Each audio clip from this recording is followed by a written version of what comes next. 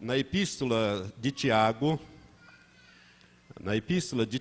que fica depois de Hebreus, nós vamos ler no capítulo 5, alguns versículos. Tiago, capítulo 5, versículo 7 até o versículo 11.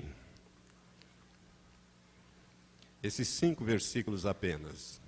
Como você está sentado, vamos ler a palavra do Senhor reverentemente. Acompanhe a leitura. Tiago, capítulo 5, a partir do versículo 7 até o versículo 11. Portanto, irmãos, sede pacientes até a vinda do Senhor. Eis que o lavrador espera o precioso fruto da terra, aguardando-o com paciência, até que receba as primeiras e as últimas chuvas. Sede vós também pacientes, fortalecei os vossos corações, porque a vinda do Senhor está próxima.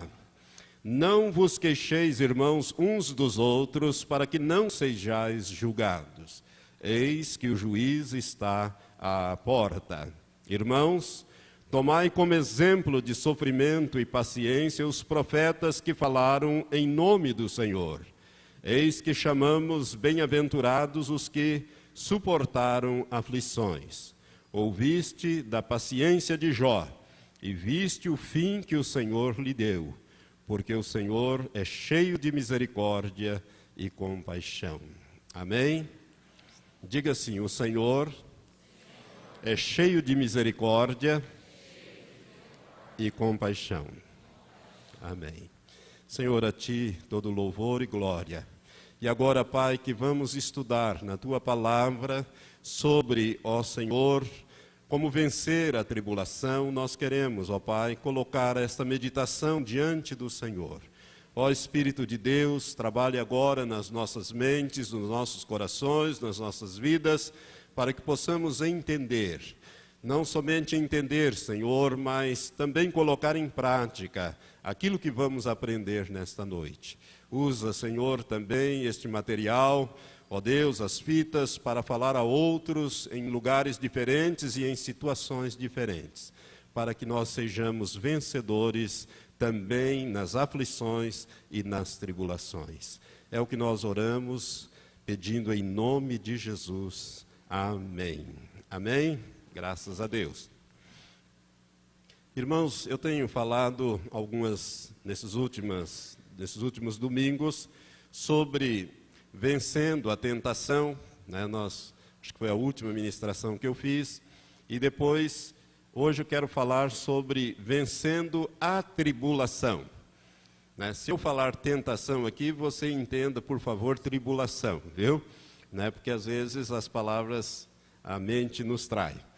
Mas nós queremos falar hoje sobre como vencer a tribulação, as aflições, as adversidades. O apóstolo Tiago, nesse texto, ele cita nesses poucos versículos 2 vezes a vinda de nosso Senhor Jesus Cristo. E eu sei que a vinda de nosso Senhor Jesus Cristo está muito próxima. Mas eu tenho certeza disso, no meu espírito há um testemunho interior de que muito breve o Senhor Jesus vai voltar. Mas Jesus disse que antes que Ele voltasse, as coisas iam ficar muito difíceis na face da terra. E se você olhar para o noticiário que está na televisão, que estão nos jornais, revistas, você está vendo que a situação está ficando complicada. E nós vamos ter dificuldades, nós vamos ter lutas, já estamos tendo, né? E podemos ter tribulações, aflições, e então nós precisamos aprender na palavra de Deus como devemos fazer nessas circunstâncias, como vencer na tribulação ou vencer a tribulação. Como introdução, quero dizer que as adversidades, elas fazem parte, irmãos, da existência do ser humano. E com o crente não é diferente. O crente também fica sujeito às adversidades, às tribulações. O próprio Senhor Jesus deixou isso muito claro quando Ele afirmou: no mundo tereis aflições, mas tende bom ânimo, porque eu venci o mundo. E Ele está dizendo, né, porque Ele venceu, nós também podemos vencer as aflições, as tribulações, as adversidades que o mundo pode lançar sobre nós, né? Jesus, então, ele está nos dizendo, e a palavra de Deus nos diz também nesse texto, que o cristão fica sujeito às adversidades. Mas nós temos uma vantagem, irmãos, porque o cristão ele pode contar com a ajuda de Deus para vencer a tribulação e sair da tribulação, da aflição, aperfeiçoado na sua fé, fortalecido na sua fé. Esta é a nossa vantagem, porque o mundo, quando entra numa tribulação, via de regra, é um desastre. As pessoas, elas vão para os hospícios, elas vão para as casas de saúde, elas entram numa depressão profunda e às vezes chegam até a cometer suicídio, se matar e por fim a existência. Mas nós que temos o Espírito Santo, nós sabemos que nós podemos ter a aflição, mas que Deus nos ajuda nestas dificuldades e nos aperfeiçoa. Ele trabalha conosco no sentido de sairmos fortalecidos na nossa fé dessas experiências pelas quais temos que passar. Então eu quero colocar esse estudo em três grandes tópicos. O primeiro seria procurando a causa ou a origem da tribulação. É importante que nós saibamos a causa, saibamos a origem daquilo que está nos afligindo. Por que é que você está passando por essas lutas, por essa tribulação, por essa aflição? Qual é a causa? O que ocasionou isto? Irmãos, tudo o que acontece tem uma origem, tem uma causa. Por exemplo, os acidentes, né?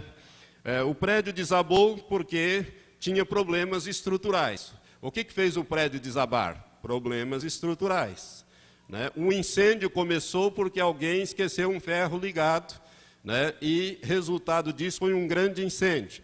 Por que o incêndio alastrou? Por que o incêndio aconteceu? Porque alguém esqueceu um ferro ligado e deu origem àquele incêndio. Sempre tem uma causa, né? Um acidente, um ônibus desgovernou, caiu num precipício, matou várias pessoas porque o motorista cochilou. Toda causa tem um efeito e todo efeito tem uma causa.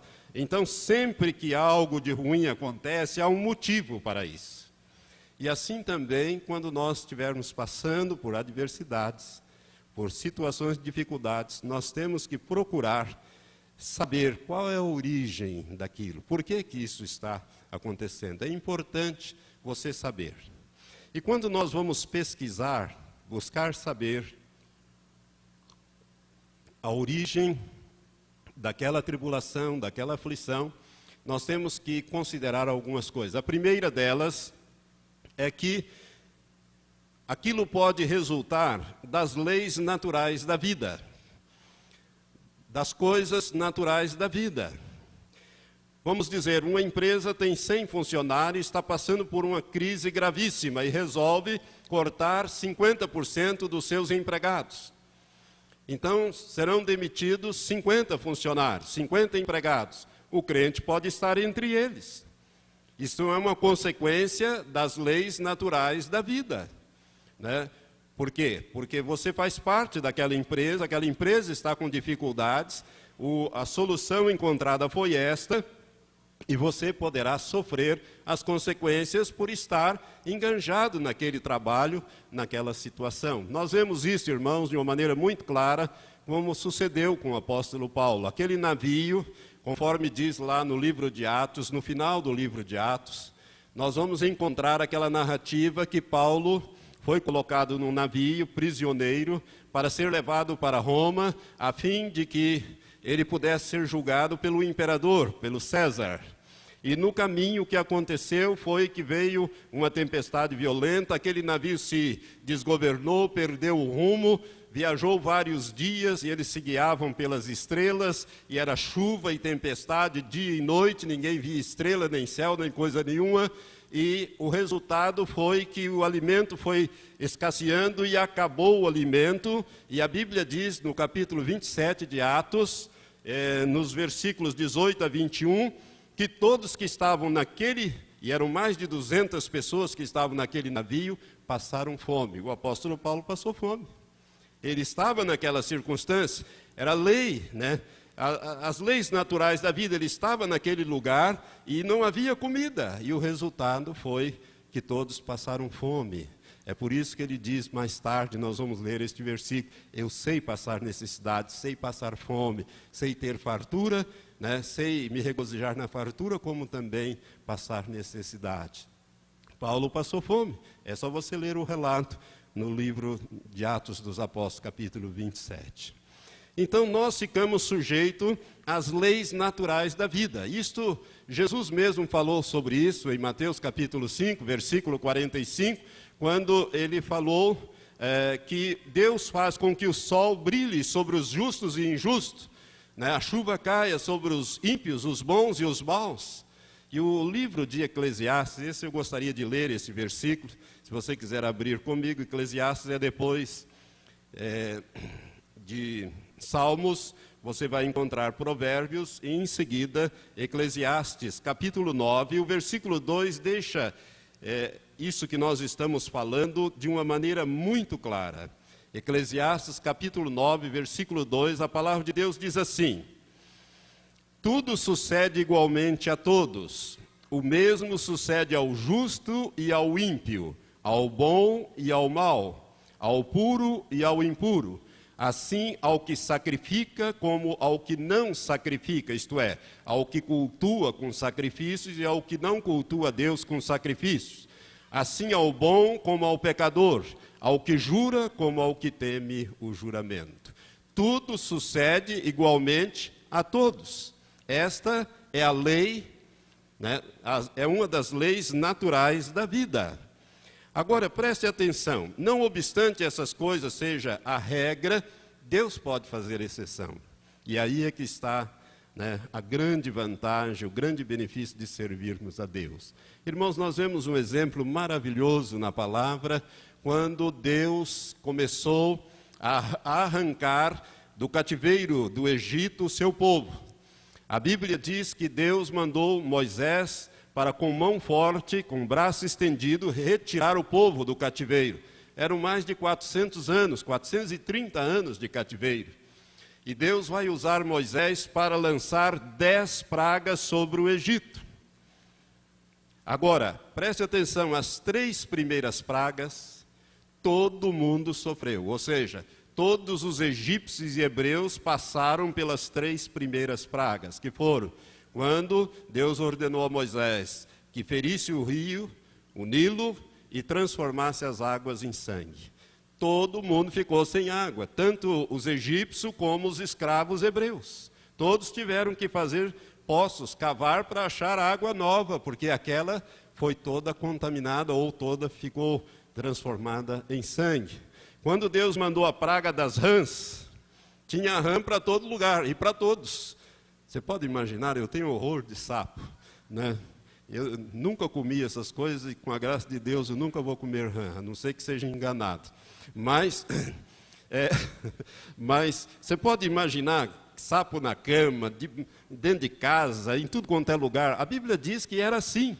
Foi uma praga terrível. Eles saíram do rio e vieram aos enxames, né? E vieram também sobre o povo de Deus. A mesma coisa sobre os piolhos. Quando Deus mandou a praga dos piolhos, todo mundo entrou nisso aí. Eu posso imaginar o trabalho que deu para as mães, que aí tinha que cuidar não somente dela, como dos filhos, como do marido também, arrancar piolhos. Foi uma coisa terrível, né, aquelas pragas, as 3 primeiras. Mas a Bíblia fala que a partir da 4ª praga, Deus separou o povo dele. A terra onde o povo habitava, a terra de Gósen, Deus disse: aqui não vai ter nenhuma destruição, aqui não vai chegar nenhuma praga. E a partir daí, irmãos, há uma separação, né? As 7 pragas restantes, que foram as pragas das moscas, das pestes nos animais, das úlceras, da saraiva, dos gafanhotos, das trevas, 3 dias de escuridão total, dia e noite, ninguém enxergava ninguém via nada. E a praga da morte dos primogênitos, a terra de Gósen, o povo do Senhor ficou fora desse castigo. E aqui nós temos uma tipificação daquilo que vem por aí, principalmente no ministério das 2 testemunhas. Nós vamos passar juntos essas situações, algumas, mas Deus vai começar a separar, porque a promessa do Senhor, que está lá no último livro do Velho Testamento, o livro de Malaquias, bem no finalzinho do livro de Malaquias, Deus diz que então vereis outra vez a diferença, a separação que eu faço entre aquele que me serve e aquele que não me serve. E ele está falando justamente desse período que nós estamos entrando nele. Por isso, irmãos, nós temos que aprender que Deus estabelece exceção. Ele é todo-poderoso, Ele é soberano e Ele pode fazer estas coisas com os filhos dele. Mas a regra é de que todos nós estejamos sujeitos às coisas que ocorrem tanto ao justo como ao ímpio. Amém? Então, a primeira coisa que você tem que, quando você começa a discernir, né, a procurar saber o porquê dessa tribulação, dessa aflição que está vindo sobre você, é saber se isto é resultado de uma lei natural. Se é resultado de uma lei natural, então você deve sofrer com os demais as consequências dessa tribulação, ou pedir então que Deus faça essa diferença. Mas pode ser, quando você esteja procurando a razão dessa aflição que você está passando por ela, você então chegue à conclusão de que houve falta de sabedoria, que isso resultou da nossa falta de sabedoria. Você sabe, irmãos, que muitas coisas que nós fazemos, né, depois nós nos arrependemos, nós sofremos as consequências, porque nós não usamos de sabedoria. E entre os crentes isso ocorre muito. Tem uma palavra de Jesus que me deixa, como diz o nordestino, avexado. Tem uma palavra que Jesus falou que me constrange. Jesus disse certa vez que os filhos das trevas são mais sábios do que os filhos da luz. Os filhos das trevas são mais sábios, está lá em Lucas, do que os filhos da luz. E é interessante isso, irmãos. Nós, quando nos convertemos, chegamos aqui na igreja, somos impactados pela palavra, pelo mover do Espírito Santo e tal, e nós achamos que aqui dentro só tem anjos, só tem santos, todo mundo aqui está no céu, e quando na verdade não é assim, né? Nós temos que aprender, né, que nós temos que agir com sabedoria. Deus nos deu sabedoria, e se você não tem, você pode pedir, está lá em Tiago. Capítulo 1 diz, se alguém tem falta de sabedoria, peça a Deus, que dá a todos liberalmente e não lança em rosto, mas peça com fé. Então nós precisamos pedir, porque muitas vezes aquilo que nós estamos sofrendo é resultado direto, a causa, a origem, é a falta de sabedoria. Vou dar alguns exemplos. Por exemplo, alguém que empresta uma folha de cheque em branco para alguém, né, fazer lá um pagamento qualquer, eu estou com a conta encerrada, preciso e exige o cheque, mas você me empresta, e vai ser, aí ele pega a sua folha e aproveita, paga 4, 5, 6 contas, sua conta estoura, o problema passa para você. O que é isto? Falta de sabedoria. Por que você então, é um só, deixa eu ir lá então, ou então, me traz aí que eu vou fazer o valor, não vou te dar cheque em branco. Quando você dá um cheque em branco para uma pessoa, você está confiando excessivamente naquela pessoa. Isso não é bom, irmãos, né? Ou então, você emite um cheque em branco, ou empresta cheque para pessoas, ou então você faz uma sociedade com uma pessoa que é ímpia. Às vezes você nem conhece direito essa pessoa. Alguns anos atrás, eu vou contar essa experiência, porque esse irmão já não está mais conosco, ele mudou-se, ele está numa outra cidade. Mas ele tinha uma construtora, estava indo muito bem. Ele construía as casas e vendia essas casas, estava indo muito bem, os negócios estavam florescendo. Quando alguém, olhando para essa situação, disse, olha, eu quero fazer uma sociedade contigo, vou injetar mais dinheiro, ao invés de você construir uma ou duas casas, vamos construir várias, né, vamos construir casas melhores. E ele, entusiasmado com aquilo, não procurou saber direito quem era a pessoa e fez uma sociedade. E foi o pior negócio que ele fez na vida dele. Porque essa pessoa era espírita, era frequentador de candomblé, mexia com essas coisas, era inclusive pessoas que eram usada lá nesse meio, e o resultado, irmãos, que Deus não podia abençoar. Ele invocava lá os espíritos para vender a casa, o outro orava, pedia a Deus que desse o comprador, e as coisas começaram um conflito, e a situação deteriorou, e ele teve grande prejuízo, este irmão, mas conseguiu sair desta sociedade que ele fez, mas aprendeu uma grande lição. Então é a falta de sabedoria. A nossa falta de sabedoria pode acarretar, né, a tribulação que nós estamos passando por elas. Por exemplo, o engodo, o engano do dinheiro fácil, né, ou do negócio da China. Irmãos, não existe essa coisa. Isso vai desde o famoso conto do bilhete premiado, que todo mundo está careca de saber, mas que as pessoas vivem caindo, e crente pode cair também nisso, se você não tiver sabedoria, né? Até o mais recente engodo que tem na praça, que são aqueles anúncios de vendas de automóveis que você quer comprar e que o preço está mais do que excelente. E você liga para o celular e a pessoa conta uma história para você, que aquele carro, que é isso, é aquilo outro, até te manda fotocópias de fax de notas falsas, e você tem que depositar 10% para garantir o negócio, e nunca mais você vai ver aqueles 10%, e carro, então, nem pensar. O que é isso? Falta de sabedoria. Se alguém tem falta de sabedoria, peça a Deus. É também falta de sabedoria, e aqui eu falo mais para os jovens, andar com pessoas erradas, pessoas que você não conhece bem. Há um ditado, né, da filosofia grega: diga-me com quem andas e dir-te-ei quem és. Se você se associa com qualquer pessoa, se você se une com pessoas que são conhecidas como mulheres de vida fácil, prostituta, você vai ser taxada como prostituta. Se você está com ladrão, você vai ser taxado como ladrão. Se você está andando com traficantes, você vai ser visto como traficante pela polícia. Irmãos, eu já vi isso muitas vezes acontecer. Sei de caso de um rapaz que chegou num bar onde estavam jogando ali um baralho, e ele pediu para jogar também, começou a jogar, não conhecia direito aquelas pessoas, veio a polícia, fez uma batida ali, olhou embaixo da mesa tinha um pacote de drogas. Ele foi preso como traficante e teve que cumprir, né, pena como traficante, porque ele estava junto com essas pessoas de vida errada. Bem onde ele estava tinha um pacote de drogas que ninguém diz ser dele, então era de todos. Resultado, condenação. Falta de sabedoria. Às vezes a tragédia que vem sobre a sua vida é porque está com falta de sabedoria. A origem é esta. Mas pode também resultar, quando você começa a pesquisar da onde está vindo, por que essas coisas estão acontecendo, que seja por atos de imprudência sua, negligência ou imperícia.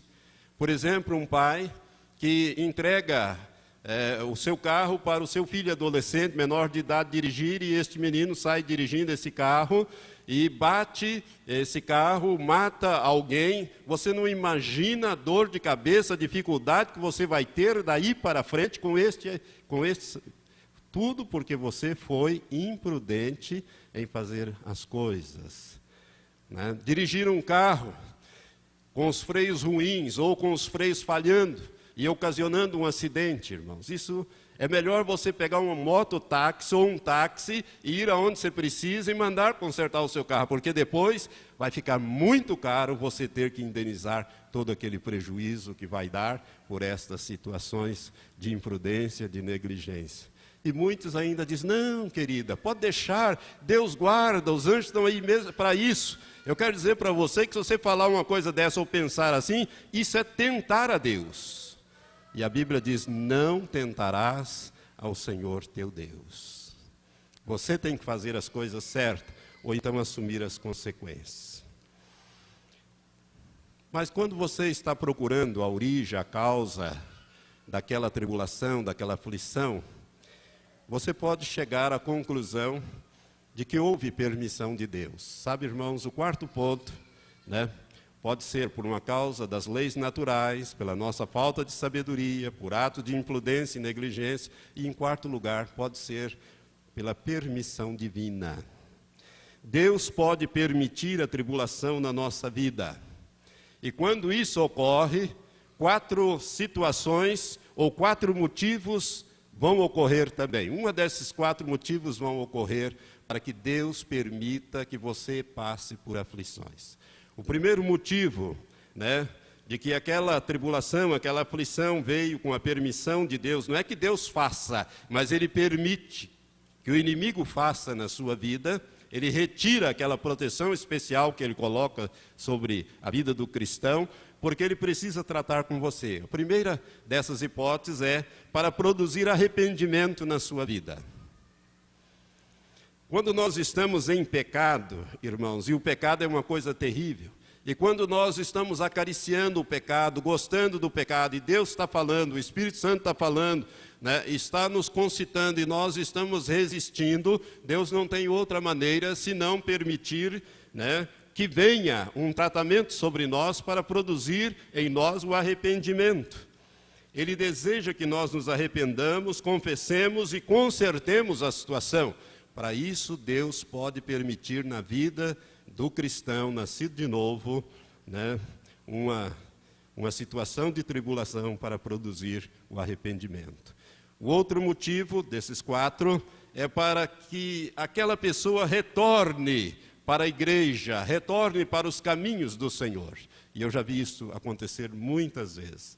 Deus permite, irmãos, a tribulação na vida de quem abandonou os caminhos do Senhor, para que ele retorne à casa do Pai e para que ele receba uma renovação espiritual.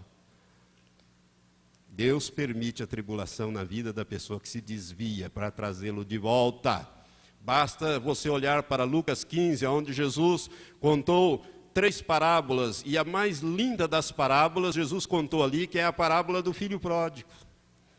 A parábola do filho pródigo é aquele filho que estava na casa do pai, na presença do pai, gozando todas as delícias, tinha tudo, mas ele quis ir embora, pegou a parte da herança e foi.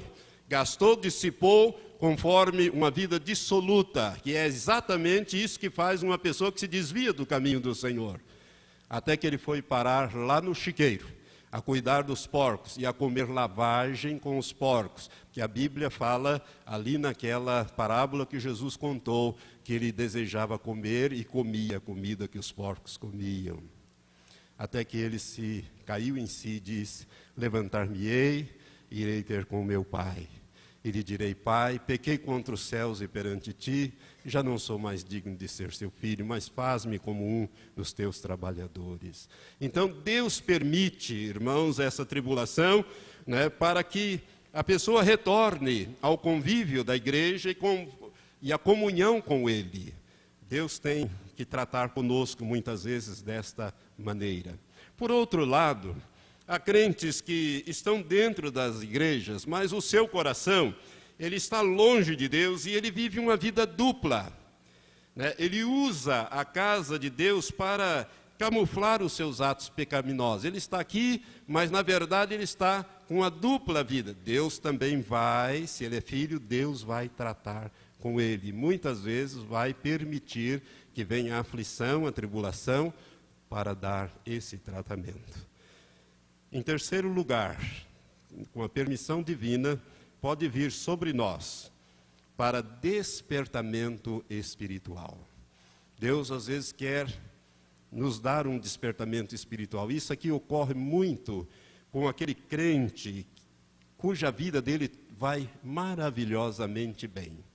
Ele está prosperando, ele está ganhando muito dinheiro, ele está indo de bem a melhor, de vento em popa, e o resultado disso é que ele não sente necessidade de ir na igreja, ele não quer saber de orar, de ler a palavra de Deus, porque as coisas estão indo muito bem. E Deus, neste caso, permite também, para um despertamento espiritual, a aflição na vida dessa pessoa, porque esse afastamento da casa de Deus, da oração, da meditação, produz como resultado um esfriamento espiritual na vida dessa pessoa. E Deus então permite a adversidade, a fim de despertá-lo para as coisas eternas. E por último, dentro desse primeiro tópico, que é procurando a causa das aflições, né? Ainda dentro desse subtópico da permissão divina, nós temos que Deus permite para a tribulação, a aflição, para o aperfeiçoamento da fé. Você pode estar dizendo que há cristãos que são fiéis a Deus, que são fervorosos, que são assíduos aos cultos, né? E mesmo assim eles enfrentam provações. Por quê? É porque Deus está aperfeiçoando a fé destas pessoas. Irmãos, a pessoa que mais passou aflição, acho que na Bíblia, assim, no Novo Testamento, foi o apóstolo Paulo. Eu gostaria de ler com você o testemunho dele em 2 Coríntios capítulo 12. Quando o apóstolo Paulo ele está falando ali das excelentes revelações que Deus tinha dado a ele tinha sido arrebatado, né? Ele teve visões celestiais, mas por causa de algo peculiar à sua pessoa, ele era um homem que se ensoberbecia facilmente. Deus permitiu então um espinho na carne de Paulo, né? E ele orou para que o Senhor tirasse esse espinho, e Deus disse que não. E ele dá esse testemunho no capítulo 12 de 2 Coríntios, no versículo 10. Então é um caso típico deste, que vem o sofrimento, vem as provações para o aperfeiçoamento na fé. E nós lemos assim o apóstolo dizendo: pelo que sinto prazer nas fraquezas, nas injúrias, nas necessidades, nas perseguições, nas angústias por amor de Cristo, porque quando estou fraco, então é que sou forte. Ou seja, na medida então que esta pessoa, ela se sente como que esmagada por aquela situação, ela se fia mais em Deus, ela se apega mais em Deus, ela confia mais em Deus. E o resultado é que quando ela se sente fraca, então ela é forte, porque aí Deus pode usar esta pessoa. Essa é a experiência de Paulo, irmãos. É uma pessoa que Deus permitia essas coisas na vida de Paulo para o aperfeiçoamento da sua fé. E isso pode acontecer com qualquer um de nós. Eu tenho experimentado algumas coisas nesse sentido, os irmãos sabem, né? Eu não quero falar de mim, mas tenho também passado por essas situações de dificuldades, de aflições, de tribulação, né?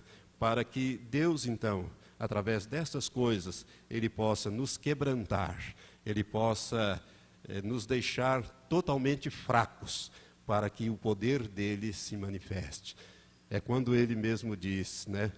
Quando ele orou, Deus disse: o meu poder se aperfeiçoa na tua fraqueza. Quando você é fraco, aí o meu poder se torna relevante através da sua pessoa. O segundo tópico que eu quero desenvolver rapidamente com os irmãos, né, depois de procurar as causas ou a origem da tribulação, nós devemos também procurar nos adaptar à nova situação. É preciso, então, procure adaptar-se à nova situação. Irmãos, a tribulação ela pode durar dias, mas ela pode durar meses, como também pode durar anos. Você sabia disso? Tem pessoas que são atribuladas, às vezes, anos a fio. O que Deus não deixa é que aquela tribulação acabe com a pessoa, isso Ele não permite. Mas a tribulação pode durar poucos dias, mas ela pode durar também alguns meses, ou vários meses, que pode se transformar em anos.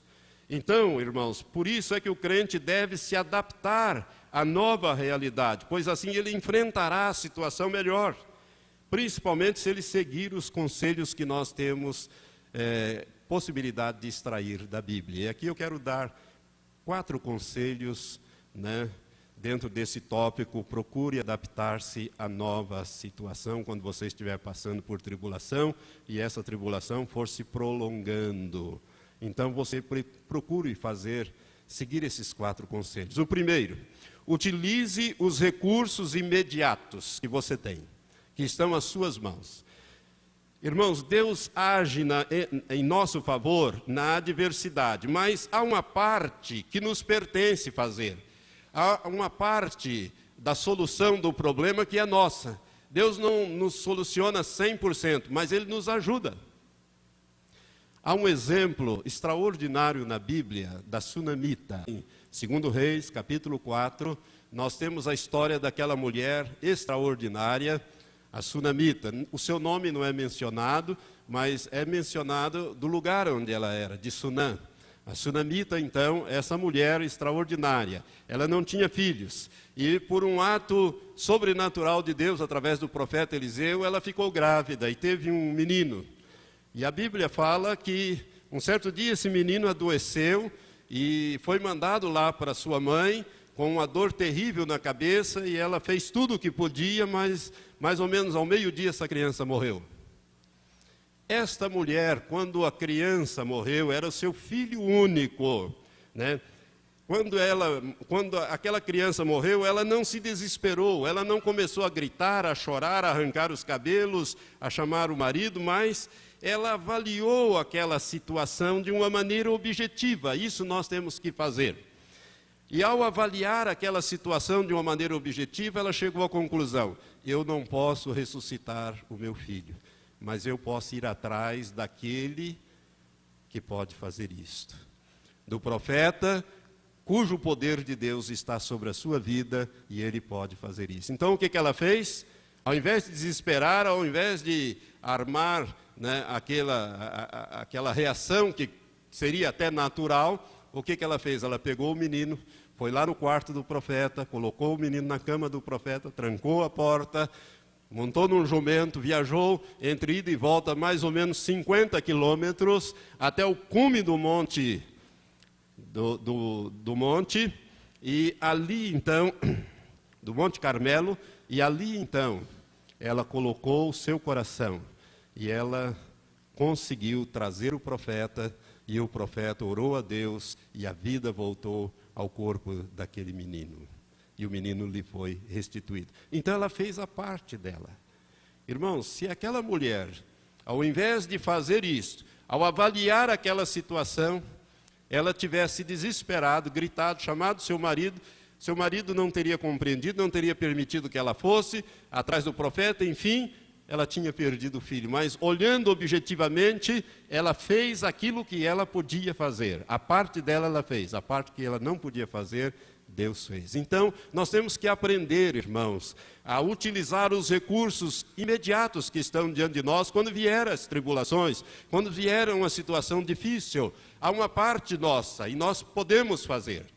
A outra parte Deus faz, porque Ele está conosco, é promessa dEle. Então, primeiro ponto, utilize os recursos que estão ao seu alcance imediatamente. Segundo ponto, prepare-se para a resistência na tribulação, resistir àquela situação. Irmãos, nós devemos nos estruturar para suportar a tribulação e confiar em Deus até que Ele dê o nosso livramento. O apóstolo Paulo é um exemplo de cristão preparado para qualquer espécie de adversidade. Você que está em 1 Coríntios, vai um pouquinho mais para frente, vamos ler em Filipenses capítulo 4, versículos 12 e 13. Nós gostamos muito de citar o versículo 13, né? Onde o apóstolo faz uma declaração extraordinária, mas o versículo 12 de Filipenses 4 diz assim: o apóstolo Paulo diz: sei passar falta e sei também ter em abundância. Em toda maneira e em todas as coisas estou experimentado, tanto para ter fartura como para passar fome, tanto em ter abundância como em padecer necessidade. Posso todas as coisas naquele que me fortalece. Amém? Então, para você poder todas as coisas naquele que te fortalece, você tem que estar preparado como o apóstolo para passar por todas estas situações. Então, irmãos, nós temos que nos preparar para resistir na tribulação, sabendo que Deus está conosco, que Ele vai agir, mas que nós vamos ter que passar por aquela situação. O terceiro ponto dessa adaptação a essa nova situação é: adapte-se completamente à situação nova. Ou seja, se a sua fonte de recursos secou ou diminuiu, então você precisa reduzir os custos. Você precisa fazer um reestudo do seu orçamento. Não queira ficar aparentando aquilo que você não é. Adapte-se. Corte aquilo que é supérfluo. O seu custo, a sua fonte de recurso minguou ou diminuiu, então refaça o seu orçamento. Veja quais são as prioridades. Irmãos, isso é coisa que nós temos que fazer quando vem a provação, a tribulação. Às vezes nós não queremos continuar aquela vida que tínhamos antes, mas a situação é nova, a situação mudou. Então nós precisamos fazer a nossa parte, que é adaptar-se a essa nova situação. E em quarto lugar, dentro desse tópico, mantenha o domínio da nova realidade. Nós temos um exemplo tremendo na vida de Jó. Jó foi um homem que passou também por terríveis provações. A Bíblia fala que Jó era o homem mais rico do Oriente. E, de repente, num dia só, ele se tornou o homem mais pobre do Oriente, que não tinha mais coisa nenhuma. E para piorar a situação, Satanás leva diante de Deus um desafio ainda mais terrível, né? E pede para tocar na saúde de Jó. E Deus permite. Eu quero dizer para você que hoje Deus não faz mais essas coisas. Hoje nós estamos no período da graça. Mas nós podemos ficar sujeitos a essas situações de tribulações, de dificuldades. Mas eu quero então usar a figura de Jó para exemplificar que você deve manter o domínio dessa nova situação que você está vivendo. Nós temos aqui no capítulo 2, irmãos, a conversa de Jó com a sua mulher, a mulher e Jó. E aqui nós podemos aprender isso que nós estamos falando. Então, no capítulo 2, no versículo 9, a Bíblia diz assim: então sua mulher lhe disse: ainda retens a sua integridade? Blasfema de Deus e morre. Mas ele lhe disse: como fala qualquer doida, assim falas tu. Recebemos de Deus o bem e não receberemos o mal? Em tudo isto não pecou Jó com os seus lábios. Então Jó, irmãos, ele reconheceu realmente, né, que ele estava vivendo um momento difícil, mas ele também determinou que a desgraça jamais iria ditar as regras da sua existência. Ele confiava em Deus. Ele não amaldiçoou Deus e disse: então agora acabou, então eu vou morrer mesmo. Porque Jó estava numa situação difícil. Satanás havia ferido ele desde o alto da cabeça até a planta dos pés, de uma chaga ruim, maligna. Jó estava apodrecendo vivo, tinha mau cheiro, ninguém suportava ficar perto dele. E ele então despiu-se, sentou-se na cinza, pegou um caco de telha e começou a raspar. Foi quando a mulher lhe disse essas palavras. Irmãos, nós podemos chegar em situações difíceis, mas nós temos que manter o domínio desta nova realidade. Por quê? Porque Deus é o nosso refúgio, Ele está conosco. E agora nós chegamos ao terceiro e último tópico, que é como vencer a tribulação. Então, depois de identificar a causa da adversidade e depois de procurar se adaptar à nova situação, então é hora de nós enfrentarmos o problema. Irmãos, na Bíblia nós encontramos vários conselhos úteis que nos farão vitoriosos nesse nosso propósito de vencer a tribulação. O primeiro desse conselho, eu quero dar aqui, colocar 6, eu espero que o tempo ainda me permita 6. Primeiro, tenha esperança. Tenha esperança. Vire-se para o lado aí, diga para o seu irmão: tenha esperança, irmão. Tenha esperança, isso é muito importante. Há um ditado popular que diz que a esperança é a última que morre. E eu quero dizer para você que ela não pode morrer. Ela tem que se manter viva. Por isso, tenha esperança. Irmãos, a tribulação, ela pode nos deixar inseguro quanto ao futuro, não é verdade? Você pode imaginar o futuro de Jó, o que passava na cabeça de Jó, ele que há poucos dias era o homem mais rico e agora era o mais miserável e, além de tudo, estava doente, com uma doença terrível. Então, a tribulação, dependendo do tipo de tribulação, ela pode nos desestruturar, nos roubar até a esperança, né? Ela nos deixa inseguro quanto ao futuro. Por isso, nós não podemos perder a esperança. Por quê? Porque a Bíblia diz que a esperança não traz confusão. Romanos, capítulo 5, versículo 5. A esperança não traz confusão. Diga assim: eu preciso manter a esperança, porque a esperança não traz confusão. É Deus quem diz isso na sua palavra. Por isso é importante. Irmãos, a esperança é uma certeza na nossa alma. Ela é uma certeza na nossa alma. Ela é uma firme convicção a respeito das coisas futuras. Ela está intimamente, a esperança está intimamente relacionada com a fé e com a confiança que nós temos em Deus. Quer ver?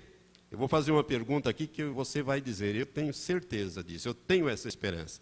Quantos aqui sabem, por testemunho interior, que um dia vão morar com Deus no céu? Você tem certeza?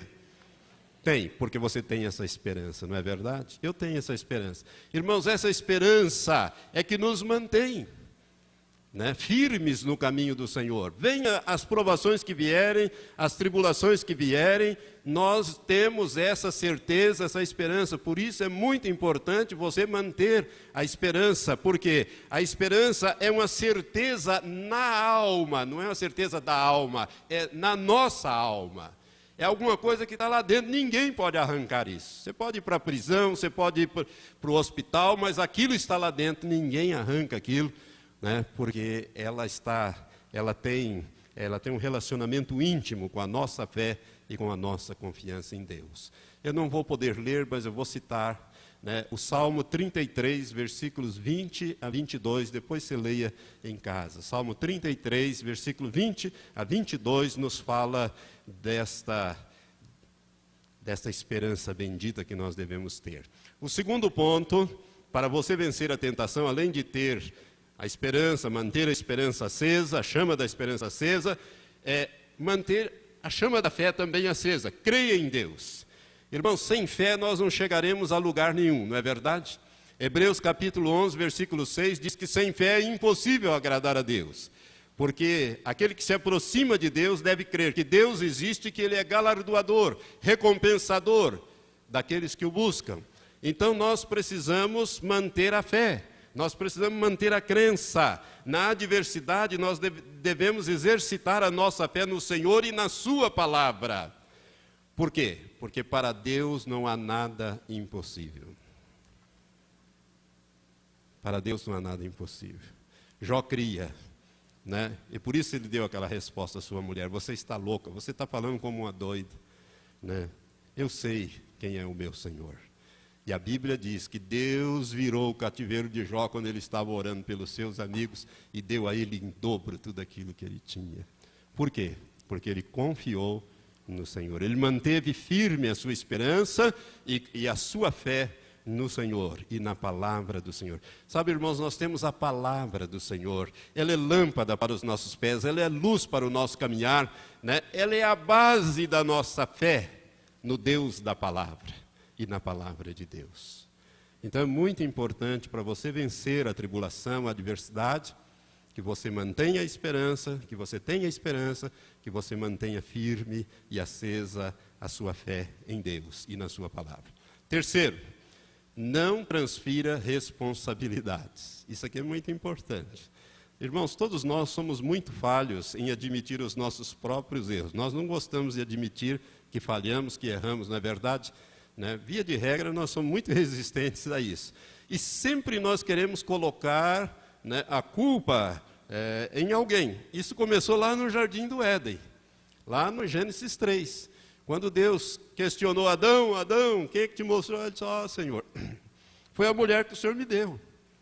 Né? De uma certa forma, Adão estava dizendo: ó, Senhor, o Senhor também tem parte de culpa nisso, porque se o Senhor não tivesse me dado essa mulher, eu não teria chegado onde cheguei. Ele disse: foi a mulher que o Senhor me deu. Aí Deus confrontou a mulher, ele disse: foi a serpente Era mais ou menos como dissesse, foi o senhor que botou essa serpente aqui. Se não tivesse posto a serpente aqui, eu não teria caído. Era mais ou menos isso. Irmãos, nós sempre queremos transferir a culpa, as responsabilidades do nosso pecado, da nossa falha. Aquilo está acontecendo conosco, e encare, assuma a responsabilidade diante de Deus. Faça como Davi. A experiência de Davi você conhece, quando ele adulterou com Batseba, esposa de Urias, depois mandou matar Urias, o profeta Natã foi enviado a ele, Natã contou uma historinha, né, muito interessante. Davi encheu-se de ira, de cólera santa, e disse, ele vai ter que pagar em quádruplo, ele vai restituir aquela ovelha que ele furtou do outro com 4 ovelhas. Davi estava nadando de braçada no mar da justiça, achando que ele estava como rei fazendo o máximo de justiça, quando o profeta botou o dedo no nariz dele e disse, tu és este homem. Davi não falou, mas espera aí, eu sou culpado sim, mas a Batseba também é. Não. Qual foi a resposta que Davi deu? Pequei contra o Senhor. Ele encarou a acusação de frente e com humildade. E o resultado é o Salmo 51, que fala do arrependimento de Davi. Irmãos, é só desta maneira que nós alcançaremos a misericórdia, quando nós assumirmos a responsabilidade do pecado, dos atos, daquilo que nós fizemos. Por isso, terceiro ponto, não transfira responsabilidades. Quarto ponto, já estou terminando. Tenha paciência. Ter paciência é o quarto ponto. Você viu nesse texto, nesse texto que nós lemos, como Tiago fala da paciência, falou, o Senhor está voltando, a vinda do Senhor está próxima. Seja paciente como o lavrador. Você tem que ter paciência. Irmãos, paciência é uma coisa muito importante. Porque a paciência, irmãos, ela produz o equilíbrio emocional, porque consegue conter a nossa ansiedade.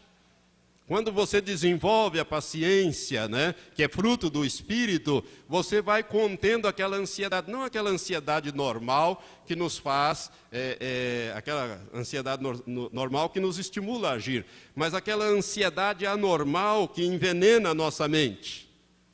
É através da paciência, né, através da aflição que nós desenvolvemos esta virtude da paciência. Isto, nós sermos pacientes.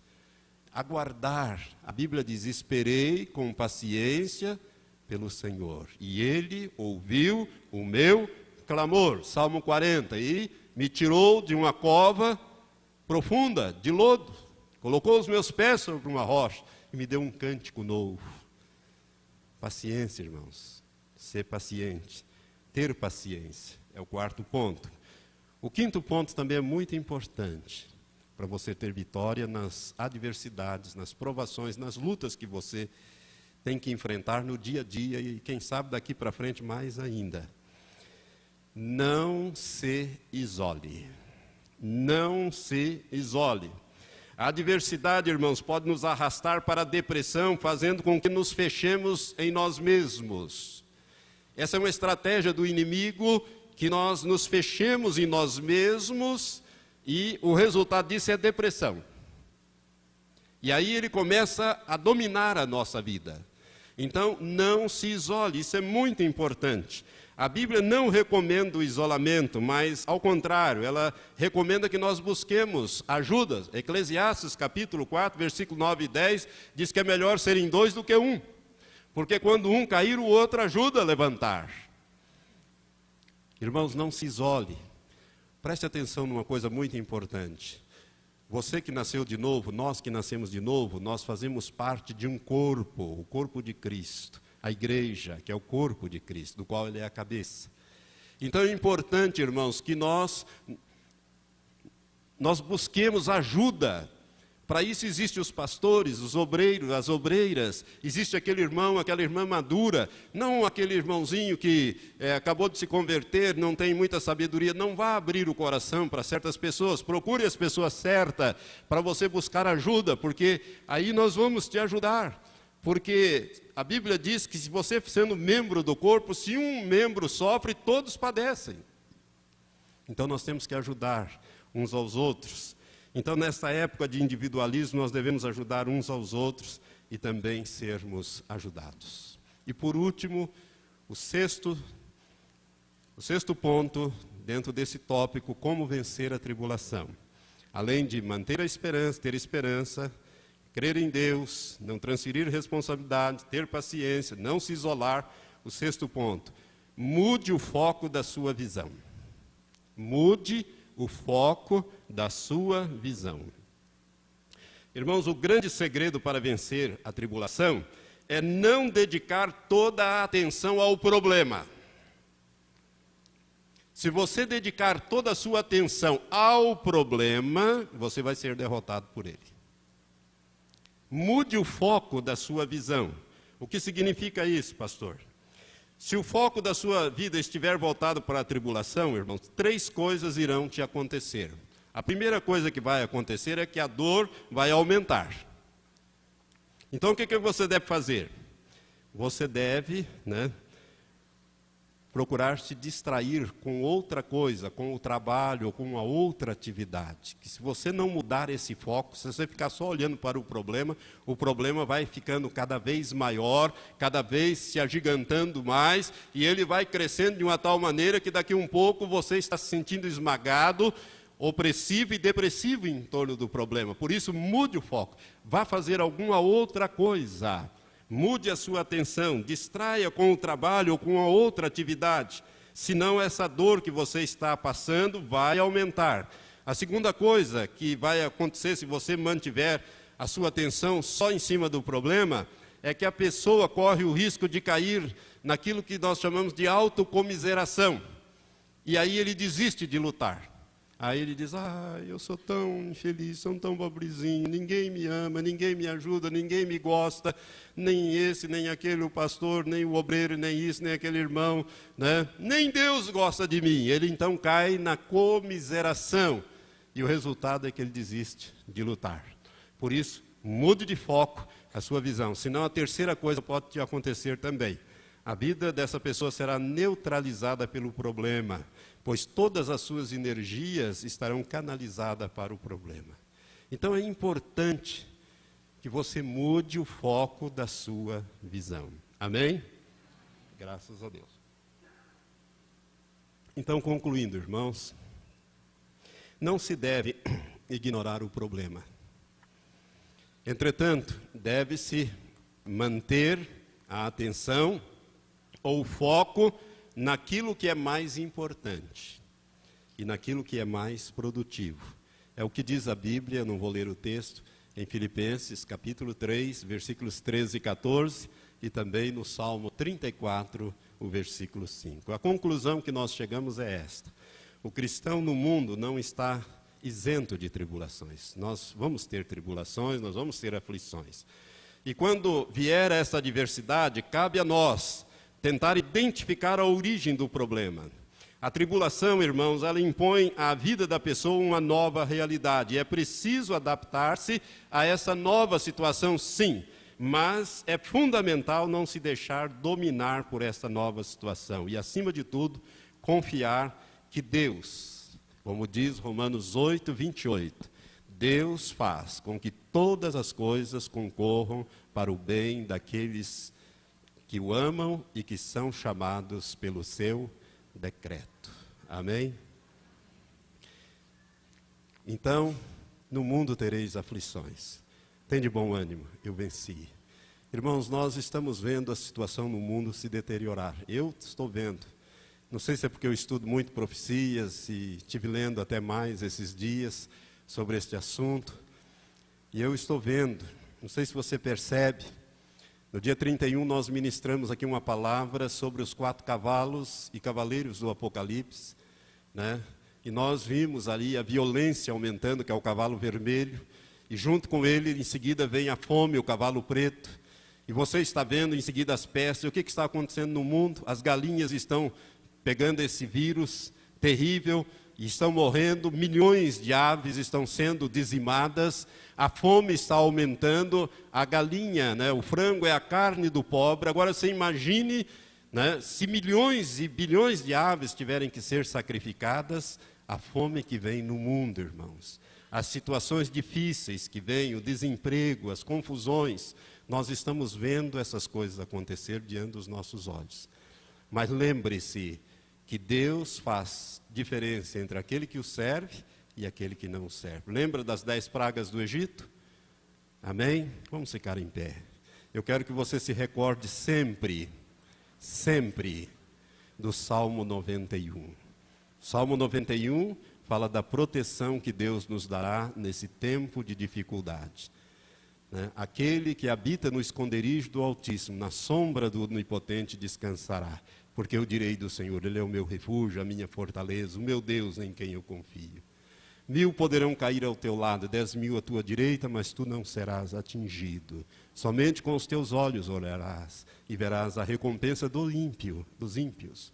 Porquanto fizeste do Senhor o teu refúgio e do Altíssimo a tua habitação, nenhum mal te sucederá. Praga alguma vai chegar à tua casa, à tua tenda.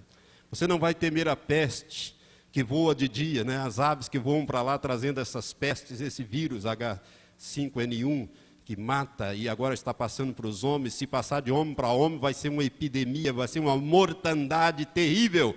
E eu estou vendo isso e as autoridades do mundo inteiro estão preocupadas com isso. Porque se esse vírus mudar e começar a ser transmitido de humanos para humanos, vai ser uma mortandade terrível. É o Salmo 91. 1000 cairão ao teu lado, 10.000 à tua direita, mas tu não serás atingido. Aleluias. Porquanto fizeste do Altíssimo teu refúgio, nenhum mal vai te suceder.